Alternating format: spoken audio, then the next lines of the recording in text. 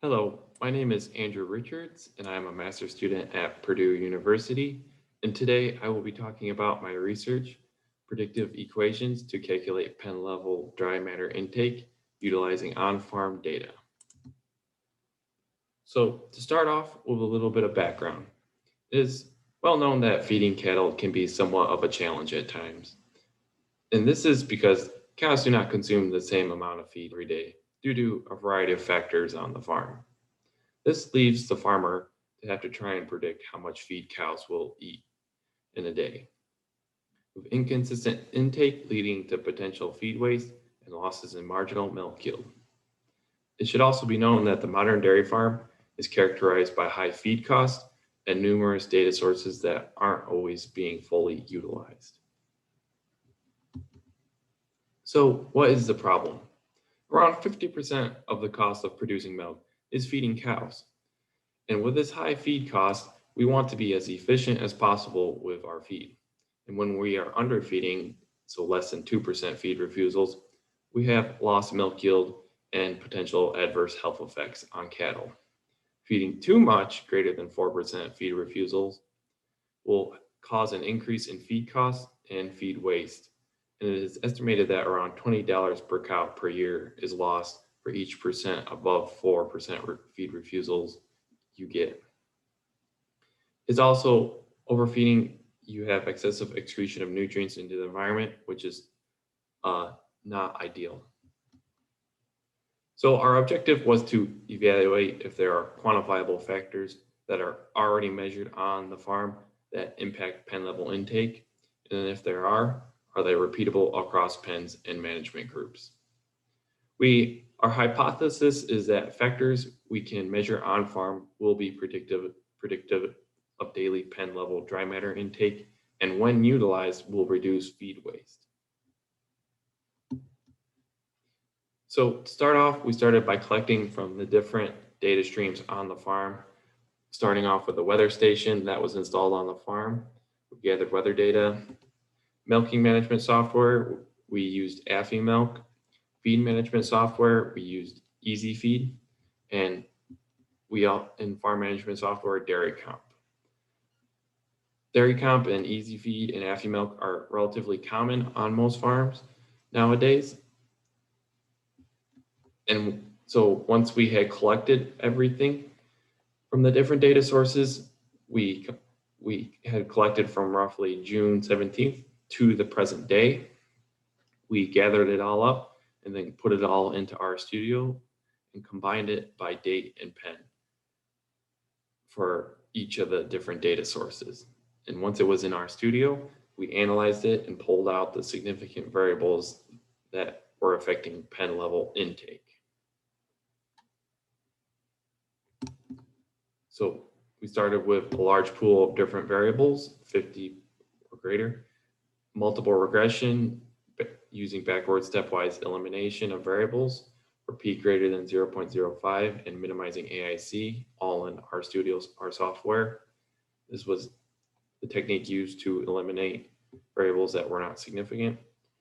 We also removed factors with high variance inflation factors. Weather data had collinearity, therefore temperature remained in the model because it was the better predictor of dry matter intake of all other weather variables that had been collected. So once we had collected it all and grouped it and we started to look at it. And we started by looking at the different levels of intake. In this bar graph, we can see here that the colors represent the different types of barns, and the different separate bars represent the different pens. And what we initially noticed was that some pens are not eating the same amount compared to other pens in that barn or other pens in different barns. So we set off to see what could be causing this variation in intake and also other variables that could be used to predict intake on this farm. This led us to ask the question, what are these pens predominantly used for? And through discussion with the farm manager, we found that pens are predominantly used for either breeding, which is in red, do not breed, which are green, fresh are blue, light blue, and pregnant pens, predominantly pregnant pens, are in purple. And here you can see which pens are predominantly used for what. And as you can see here, when we combine them all together, that breeding and pregnant pens had a cumulatively higher intake compared to the fresh and do not breed pens, which is to be expected. Fresh pens, fresh cows are historically known to not have a high intake due to them just starting their lactation and haven't had the increase in milk yet to push that intake. We also would expect do not breed cows to have lower intake due to them being in the do not breed pen for a reason, either due to low production status or other variables. We also wanted to look at stocking density's effect on intake and how it was affecting how much these pens are eating in a day. For these specific pens, around 200 cows is at 100% stocking density. So to the left of this gray arrow, we see that as number of cows in the pen increases, we see an increase in intake as well. But past 200 cows in a pen, we start to see this line go down toward a downward trend. This is to be expected because it is known when you overstock cattle, it tends to cause more stress and thus decrease intake. We also looked at milk yield, and to note, each of these dots represents a single pen on a day, an average pen on a single day. And looking at this, we would expect as milk yield increases that dry matter intake would also increase to meet the needs of a higher milk production. And we do see somewhat of an increase, but not a whole lot. And there's quite a variety of intakes at each level of milk yield. So we broke it up and wanted to look at the different types and how they were being affected by milk yield. What we found was that breeding pens and fresh pens had an increase in intake as milk yield went up, whereas the pregnant and do not breed pens had a decrease or a slight flatter or decreased trend as milk yield went up, intake went down. So this could explain some of the variation we see over here, and it's pretty interesting to see how different types of pens are affected by milk yield increase. We also looked at temperature. This temperature is the outside temperature of the whole farm. And as we would expect temperature to increase, we would expect to see dry matter intake decrease. And for the most part, that is true, but we do see that different pens respond differently to an increase in temperature, which is interesting, seen by the large spread of data. So this might just be that the pens are better at mitigating heat than some other pens below the line, which is interesting and noteworthy.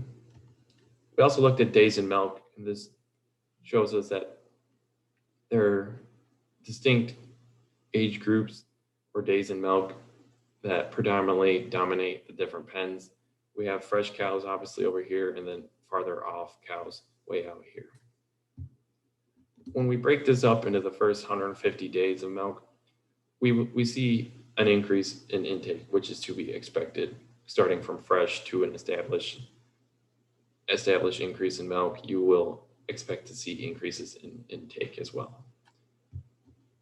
Past 150 days, not as much of an increase, but there will still be some, but it's more of a steady amount of intake average in these pens. We also looked at percent dry matter of the diet and its effect on intake, and we can see that there is quite a large spread of intake based off of how much dry matter, the percent dry matter of the diet. So the significant variables that we found to impact dry matter intake are dry matter percent of the diet, number of cows in a pen, milk yield squared, temperature, days in milk, type of pen, fresh, breeding, pregnant, or do not breed. And separately, these do not account for too much variation in intake with relatively small R squares, but combined, they account for roughly 62% of the variation we see in intake. So their cumulative effect has a greater impact on intake than they would separately, stated by an R squared of 0.62. So the overall goal is eventually to create a system that is able to collect the different significant variables that we find noteworthy and analyze them, and using an equation, make an adjustment to a second feeding.